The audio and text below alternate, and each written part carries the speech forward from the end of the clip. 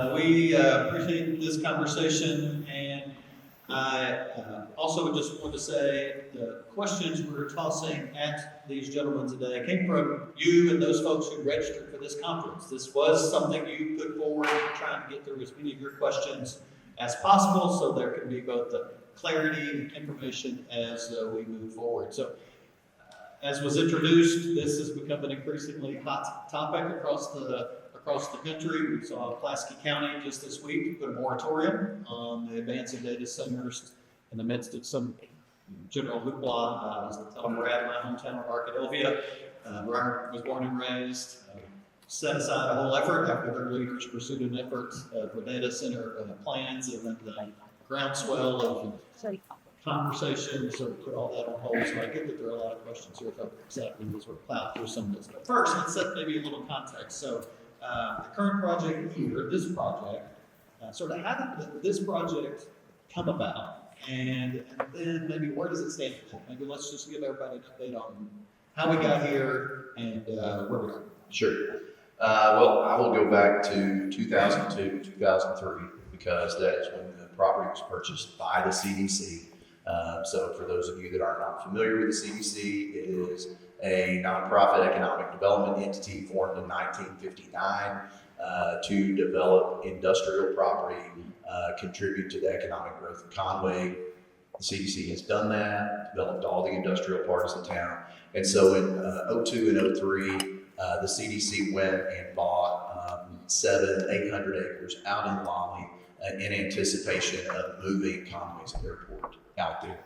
So that was bought 2002, 2003. It was annexed into the city in 2009. It was rezoned I-3 in 2012. Again, the idea was that that would be an industrial area as it led out to the airport. After the city developed the airport, there was probably about 400 acres of that left over, including a little over 340 that is part of this site. So it had been sitting out there. We had showed it to a couple of different prospects through the years.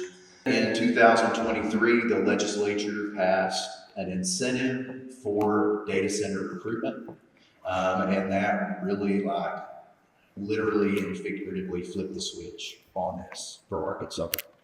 The data center industry started looking at Arkansas, and so in October of that year, Entergy called one day, and I think we have a slide of those transmission lines. And so the conversation was, can you put together a site close to the high voltage transmission line that runs through West Conway? And so there's a closer, I think it's the closer map. Yep, right there. And so the blue dot is the site. And so as we followed that transmission line from Menifee down, here was the site. We owned, like I said, 300 and some odd acres that were right there. We had done enough research on this industry after that incentive was passed that we knew they were big water users. And so what we told Entergy from the start was the only way that this would ever work here is if they agreed to use treated effluent, or gray water as I call it, to cool. Another sort of piece of information that I think is important is Conway and the CDC specifically have always been careful when it comes to recruiting industry that are big water users. It's why you don't see poultry processing here. They had every opportunity to go after poultry processors in the 60s and 70s, and they did not, because they're big water users. And so this did not change for us. We were very upfront with Entergy in the beginning to say the only companies that we could even entertain a conversation with would be ones who would agree to use gray water to cool the facility. By early 2024, we had 2 different publicly traded tech companies that were coming to town with Entergy, looking at the sites, and then the one who ultimately bought the site, showed the most interest, did not blink when we said, you have to use the treated effluent to cool the facility. And then somewhere in kind of, I would say, mid-2024, they wanted to add additional acreage to the 300 acres we had. And so we went out and looked at large tracts that were adjacent to that so we could put together a larger site, because they do like to have a buffer around them. And then in June of, in 2025, early 2025, that's when we annexed the additional acreage in, rezoned the additional acreage, signed the MOU with the company, and then in June of 2025, the company closed on the property.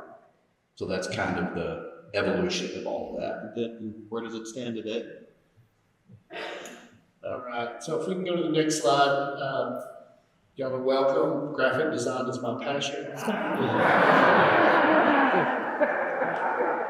So I acknowledge this is a conglomeration. I don't know if you can tell, AI was not used to build this. Full transparency, I tried to use Copilot after this was done, and it was actually worse. So what these slides represent. So these slides represent everything that has to be done between now and a data center going into operation. So the left column, not row, but column, represents kind of the 5 parties that would all be involved.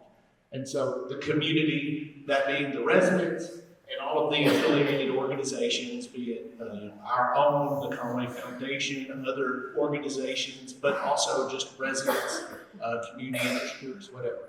City of Conway government, so not the community, the actual, Main Street, City Hall, local government. Conway Corporation, Entergy, and then the company. All of the boxes to the right are kind of critical path. They're not in sequence. A lot of them happen concurrently, and a lot of them, will definitely complement each other. In some cases, they come after one another, but a lot of them are just kind of interconnected. I will call out, if there's one box that initiates everything moving forward, it's that an Entergy master rate agreement with the company. They have to have an agreed to plan, rate, timeline to provide serious power. That doesn't exist. And I will say that if I, known now what, if I'd known a year ago what I know now, I could have drawn these same boxes. We're in essentially the exact same posture that we've been in not long after the property closed. Not much has changed with regard to the master rate agreement, which initiates other things. There has been some work done on wastewater system design and construction for Conway Corporation. So next slide. All right, so the boxes that have a gold star indicate a public vote is required. So if you do not want the data center here and you wanted to know 3 steps at which you can keep it from coming here, and you're here today, this is worth the cost of admission. And so this is news you can use. But also, if you're just interested in the process, this is kind of a demonstration of kind of the public, above the waterline, public process that has to take place. The ordinance, the high voltage franchise ordinance, that doesn't exist in Conway, Arkansas right now. There's no means for the company to buy power from Entergy. Wastewater rate ordinance, we don't know what the wastewater will cost per unit because the cost of the infrastructure is not designed, it's not bid. And also, a third-party firm will decide kind of what is wastewater worth, what is treated gray water worth. It's kind of a good question. Is it worth more or less than drinking water? What is a fair rate? That rate definitely has to do with the cost. And so when you talk about rate being cost plus, it could end up being more than potable water. I'm not interested in it, but some companies are. And then finally, the tax abatement ordinance, that is the same process. Anytime we've done industrial revenue bonds, you pass a resolution, and then you come along and you pass an ordinance, and that's what actually affects things. Next slide. told y'all graphic design was my passion. These icons with the crowds of people, those do not require a up-down vote, but they do require public input, public testimony, public comment window. This is the ADEQ permitting, potential Corps of Engineer permitting. Also, part of this process, part of the project will involve additional transmission at the grid level that Entergy would pursue. Where that is, how much that costs, and how long that takes is undetermined. But I can tell you, at least on the how much it costs a lot and how long it takes a long time, that is determined. And that's not up to anybody other than market forces and regulation. But those are things that have to happen, within full public view, and public participation is part of the process. And then finally, the next slide. These are things that will take some sort of negotiated agreement or consensus. So, we're dealing with 1, 2, 3, 4 party agreements here. We could set a wastewater rate, a high voltage franchise fee, terms of a property tax abatement, or even require some best practices and some things be done by the company where they can say, no thank you, the juice isn't worth the squeeze, we're not doing it. Or we could, also dictate those terms to Entergy in a way where they said, well, it's no longer a good deal for us. So that's not a vote, it's not public input, but it is consensus, at least between the parties participating in the business agreement. And so, I think there's been some of this is a done deal, why was this all done, behind closed doors or anything like that? I mean, this is how much it is not done. And this is how public it will be. And you can see kind of all the contingencies, links in the chain, big dollar figures, really just time risk that exists with the project. With that context, first of all, I've not spent a lot of time thinking about the value of gray water. So that is actually an interesting question, oddly enough. Suddenly has more value, has some value now at least, right? So every day we are pumping 4 to 5 million gallons of treated effluent into the Arkansas River. Every day.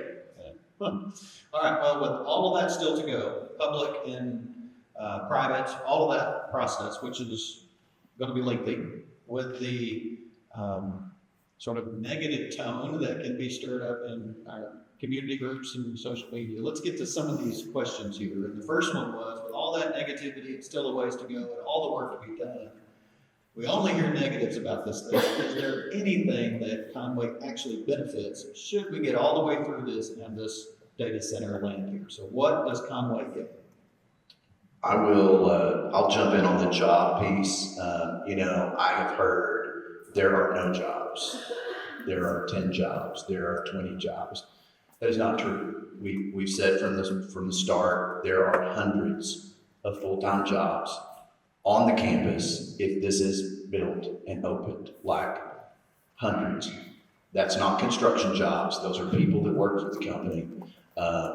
In addition to the actual data centers, there will be an office building. There will be full food service. And my point is, no one's building a cafeteria for robots for 10 people. I mean, it is a substantial, it's a substantial number of jobs. They'll be one of our largest employers if this happens and if it's built out. The other thing that I think is important to understand, because I saw someone who I have a lot of respect for, who said, well, if these are so good, why don't we build them next to wealthy neighborhoods? The highest concentration of data centers in America is in the wealthiest county in America. Loudoun County, Virginia, 200 data centers. We're talking about one. They have 200. They also have the highest median household income in America, $180,000. And if you get on Google Earth and you look at it, Ashburn is one of the communities. If you look at it, they're building them next to schools. They're building them next to neighborhoods. but they've also been building them 20 or 25 years. So it's just a part of their economy. They have 12 to 15,000 full-time jobs in the data center industry in Loudoun County. The second highest concentration of data centers is in New Albany, Ohio, which is a northern suburb of Columbus. Median household income in New Albany is $238,000. They have 110 data centers in that county. So, you know, I mean, I understand if it's something we haven't seen, but there's a history of these in other parts of the United States that have been there for 2 decades. And they're building them close to neighborhoods. They're building them close to schools. They're building them close to retail. And we can go see that. There were several questions, or a couple here, just around money, property tax abatements, what the city is gaining and losing. There was a note here, and I think this may be something we ought to fact check, but as documented, the 30-year abatement property tax estimate is $300,000 a year. We can talk about if that's an accurate number. Can you show the amount of money written off and not paid in taxes as the incentive to bring this company to Conway? So essentially, does the data center offset the amount of money written off, or does it become a loss in revenue for the city? Yeah, so also you're welcome. This is yeah. Did that word? I don't know if you can tell. I did that word. I think I'm kidding. Here we go. So there's a lot in that question that, you know, kind of forced to reject the premise. And let's just, the question was submitted. We kind of read the question. Now let's start over. But so top line here, this contemplates a $2 billion capital investment that would be real estate and personal property. So the building and the guts. $5 billion investment, a $10 billion investment, $15 billion. Because we're talking about property taxes, you can kind of do your own math. I mean, you can figure out what a $30 billion investment is. So it's linear, how those numbers relate to each other. But $2 billion is the floor. And you can see, if you go down to total property tax proceeds paid, that's $7 billion annually. So that's been the bottom of what's been contemplated. What is likely, should this be built out to 1 gigawatt or 1,000 megawatts, is something more like the far right or even a column further to the right, or much further to the right. And let me jump in. If you look at the MOU that was signed, page 1 says $1 billion and 50 jobs. Those are minimums that actually sort of align with the qualifying language for the incentive. But if you flip to page 2, they outline that at full build out, real property will be $10 billion. Personal property will be an additional $50 billion. The personal property is over a length of time because they are constantly changing equipment. So our best guess, conservatively, is that when it's built out, if it's built out at full capacity, you have $15 billion of assessed value sitting out there. But so, you know, in your own math, I'll just say this. Conway schools, I'll put an asterisk by this. The school funding formula is more complicated than anything we will talk about data center. It would take a lot more brightly colored boxes to explain all of that. But, you know, the taxes paid by the company to Conway schools after the abatement. So this is if we do the tax payment. At the bottom level would be $5.3 million annually. Now, that doesn't all prove its way through to the bottom line for the school because of funding. The money that doesn't go to Conway schools goes to schools in and around Conway throughout the state of Arkansas. But I want to talk about this. It's not, there's been some, the benefits are just economic. And this is kind of a chamber crowd. But I hear that, and I want to, let's all walk past that together. When we talk about money to the schools and where the help is needed within the school, bottom level, the school would, the first year it got that bottom level check, they would have enough money to give every teacher more than a $2,000 raise. at the 2 billion. Like, we know that. Set aside any asterisks I just said about school funding formulas and all that.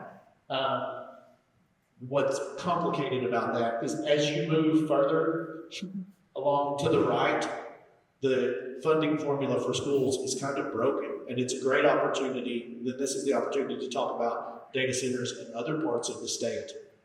Really will help every single part of the state, economically, and also by paying teachers, by paying for programs. Because, I think, because as we generate more, state aid to Conway Public Schools lessens, right? That's correct. Until the model breaks in about the third column, and then that'll be an opportunity for the legislature to solve if, say, 2 or 3 of these data centers were to move forward in the state. But let's move into City of Conway. This one's very straightforward.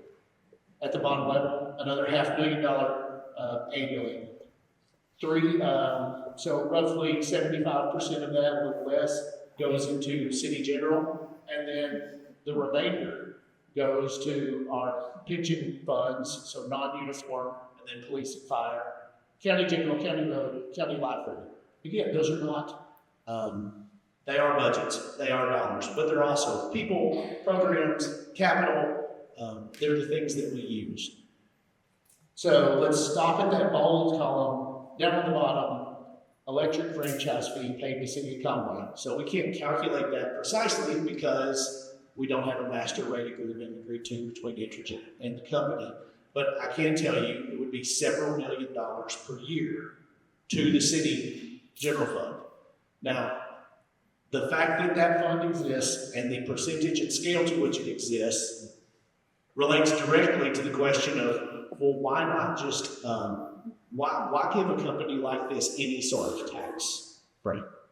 Good question. And I would ask you to at least listen to the idea and view this more as a shift or changing where the money they pay goes to within the community versus they're paying less. So I think the company is probably agnostic on, no, we would love to say we're getting,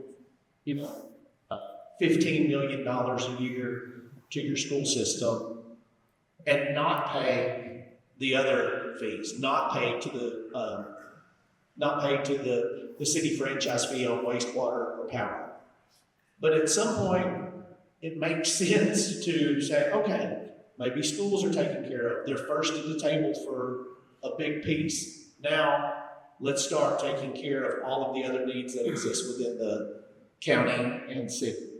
And so the other one, there's also, as I mentioned, wastewater fees, and then levy district. We don't know, we don't think about this being a big deal, but this would be, so for $1 million in real estate, the reason it's not $2 billion is levy fees are paid only on real estate, not on personal property. But currently, every year we have, I think, around $30,000 to take care of and maintain the levy. Well, at the bottom, that goes up by $200,000. And how that would be used, there's a lot of ways. There's a lot of ways to have a higher level of not just maintenance and inspection, but actually qualitatively change the strength of the levy. And I think Brad wants to talk about how that levy affects you, whether you may know it or not. Actually, no, what I was going to say is that the levy district fee is a special assessment, so you don't have the ability to abate that. So they have to pay the full amount on the levy district. But yes, I would say it is probably the most forgotten public asset that we have in Conway that we don't think about until we think about it. And when we start thinking about it, it's too late. And so, this could be a complete game changer for the levy district, not only to take care of it, but to fortify it, to build it bigger, to do some additional work out there. It could be a game changer. And the other thing I would say about the property tax abatement, and it's the way that we've always looked at it, 100% of zero is zero. So there are deals that are being done right now with the company we're working with in other parts of the United States where they've gotten 100% property tax abatement. We've never given 100% property tax abatement as a community to any company. We always believe that everyone should pay something, but the sheer scale of this investment, because there was a question in there about compare it to other property tax abatements we've done. Well, there's just no comparison because 15 billion is 15 billion versus, we thought West Rock was a big deal. It's a lot bigger. Yeah. I mean, West Rock, we thought was a big deal at 300, 400 million. Well, this is potentially 15 billion. So the numbers are just massively. So the ask here then, let's use the $10 billion beautifully designed column as an example, Jamie. And if they're paying approximately, and I realize there's an approximation here, 34 million, that means we're abating approximately 60, 65 million. And the ask here is to say, it's a competitive world. They could be in a lot of places. We're giving up 60 million. Theoretically, it'd be great if everybody paid 100%, right? That would be theoretically a beautiful thing if everyone paid 100%, right?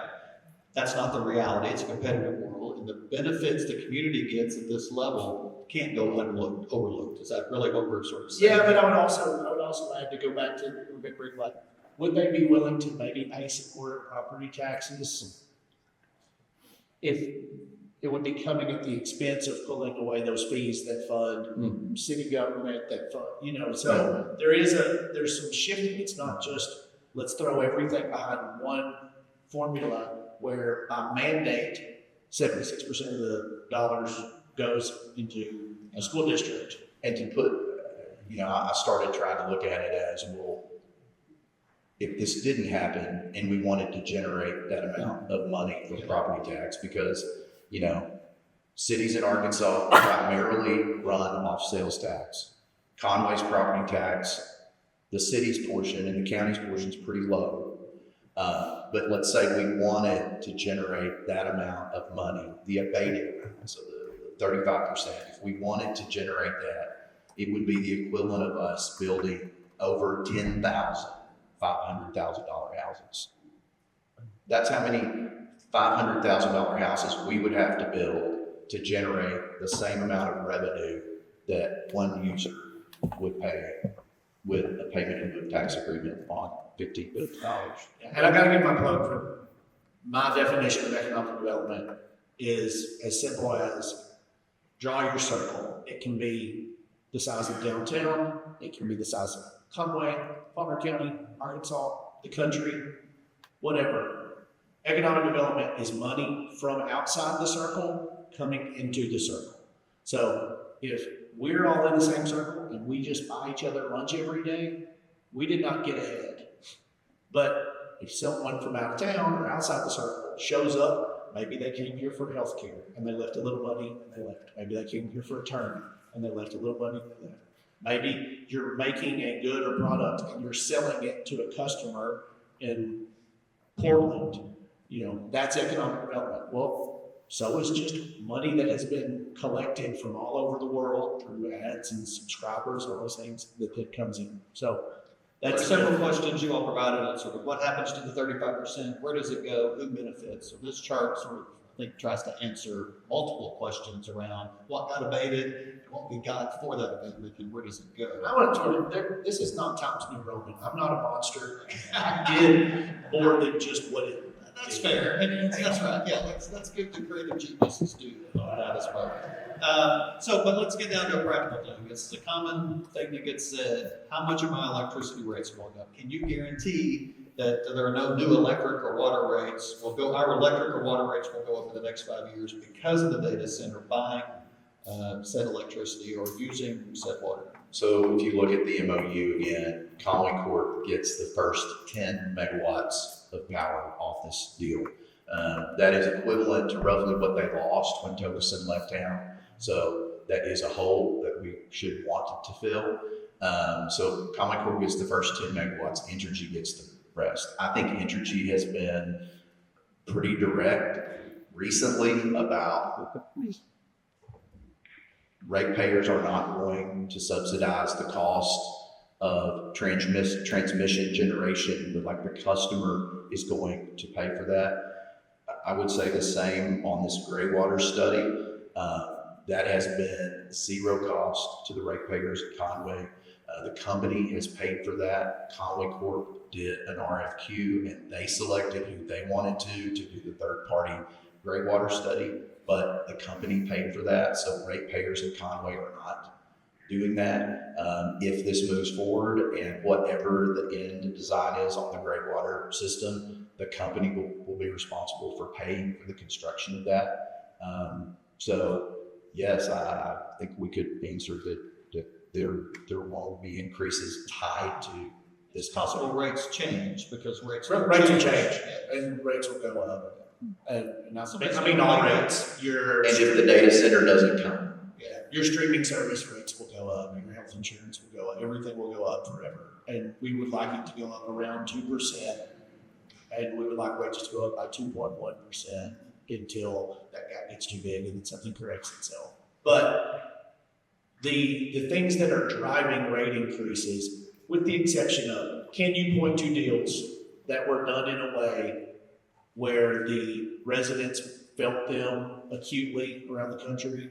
I'm sure that you can. But, I would encourage you to look at the programs associated with what Entergy has said in West Memphis. Also acknowledge that the grid for the country has to be rebuilt. And, you could show a map and show data centers and go, look, rates went up in that part of the country. And then you can show a map and go, show me the map of the most resilient and modern electrical grid, and rates went up in that part of the country. That's one reason, I am not a fan. In January, it kind of popped off. I think we just need to be cautious. I won't say that I'm not a fan of it, but just this, make big users, not just data centers, but make big power users generate all of their own power on site. Well, we as residents do not want to be responsible for building that first map of 500 kVH lines. So there's kind of the equivalent of, we ought to make the 18-wheelers pay for their own interstate. And then if they did, We needed to replace the I-30 bridge without using any revenue generated from long-haul trucking, we would be in a bad way. And so large users frequently underwrite in fair share and in pro rata share the cost of improving like the infrastructure that we kind of live under. So it's, it's complicated, but still not as complicated as school funding in Arkansas. Well, another common question is around water. So let's make sure we spend a minute there. And we've talked about effluent as part of the cooling system. Some of the questions refer to specifically that domestic water is going to be used. Let's clear up whether that's true or not true, if so, how. And then what kind of a subsidy would there be around that sort of treated water as well? Let's put these water questions together to try to get as much info out there that's correct. So. yeah, potable water will not be used for cooling. Potable water will not be used to subsidize. I mean, we were clear from the beginning. The company understands it. Conway Corp would not sell them potable water to cool the facility. There won't be a pipe built big enough to cool the facility. There'll be potable water in the office. Right. There will be potable water to the equivalent that several hundred people in an office would use potable water. I mean, it's the only way it works here. And we've been clear about it, and the company is, good with it, supportive of it. And I think I'll jump in and answer another question about contaminants in the water cooling system. How will this water be cleansed before being released back into the water system? And so, and I think the question was specifically, it looks like it will be a closed loop system. We don't know what it will be yet because the study is not finished yet. However, whatever it will be subject to the same state and federal regulations that anyone is subject to, including Conway Corp itself. So whatever the solution is, it will require, and I got this from Greg Carroll himself, an NPDES permit. So National Pollutant Discharge Elimination System permit that is given through the Arkansas Department of Health and AEDQ. So like, they're not going to be allowed to just pump it into the Arkansas River. I mean, they'll be subject to any state or federal regulatory. Well, I'll go one step further, in case the person who asked that question, which is a fair one, and it's out there online, and I get it, in case they're in the crowd. So you may be, look, we literally hiding nothing. But so if you're interested in like forever chemicals or PFAS or PFAS or all of these things, those are things that exist. They've existed for a very long time.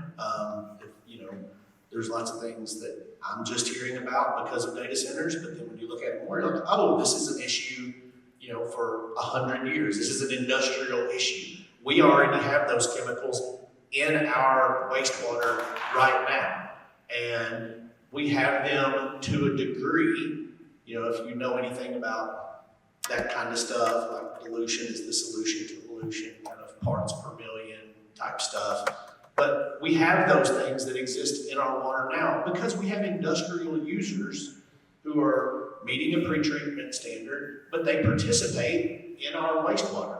So I will say this, the standard, so take the wastewater today, take it from any industrial user, they use it. And also, using water for cooling is not a data center thing.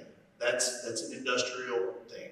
The big noises, we don't have, these aren't exotic processes. The scale is exotic. But the processes themselves are established in lots of other industries. So we have industries using water, pre-treating it, sending it to our wastewater treatment facility now, where it's further treated than discharged. That water has an acceptable level of bad things in it. I'm doing a really good job. The technical well, term. not so well. I had less technical terms. Don't say it.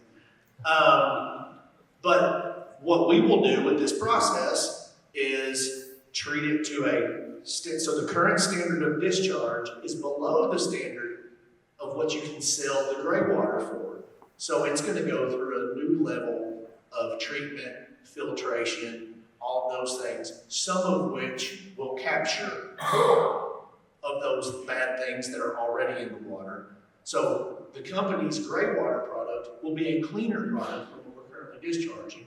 Then it's treated again and goes out. So I'm not saying this will happen, but it is logical that the water could be cleaner after being used because it will have gone through another thing of treatment. I'm not trying to be cute there, but treated twice is better than treated once. We need to wrap here really quickly because the next one starts in a couple of minutes. But That's us too. I know, it's us. I think we're bringing up another person. It will land on noise because it comes up a lot. And we've talked about it being in residential neighborhoods and near schools. But there's this sort of, I hear there's a noise problem. Are there limits on when these facilities can run? How does noise pollution sort of get factored into this? We'd be really successful. So the city passed an ordinance in 2023. I think probably the crypto mining necessitated a lot of cities doing that. And so it's ordinance 2355 that governs noise as it relates to data centers. Jamie and I met with a couple of the neighbors last week, and they had really, I think, valid questions about does it apply to generators? We did not know the answer to that. So, I've gone back, I've looked at this in Article 2 of that ordinance where they define the different pieces of the ordinance. In the definition of data center, it includes backup power generators. In the definition of mechanical equipment, it includes backup generators. So if I am reading that ordinance, I would read it as the noise ordinance pertains to the backup generators in addition to just the normal operating nature of the data center day to day. And so, if there is a difference of opinion, if that needs to be strengthened in some way, obviously that's something that you could go back and look at. One other thing that I think is good to keep in mind is, we have very strong development standards here. So whatever you see develop in other cities that's a data center doesn't mean that's what it looks like here.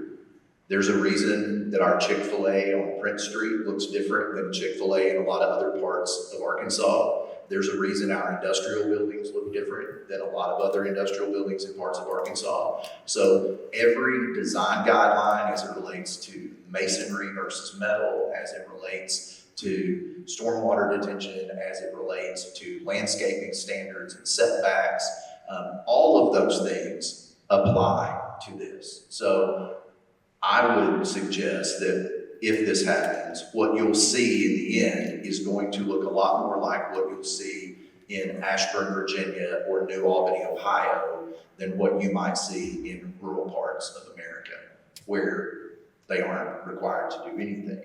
And then I also think it's important to understand that this industry, or any industry, there are bad players, there are bad actors, there are bad deals that communities make. I do not think we have a bad actor. I think we have a really good one. I think that if this happens, will be a great corporate citizen. I think we have strong standards at the city level. We have a strong local utility.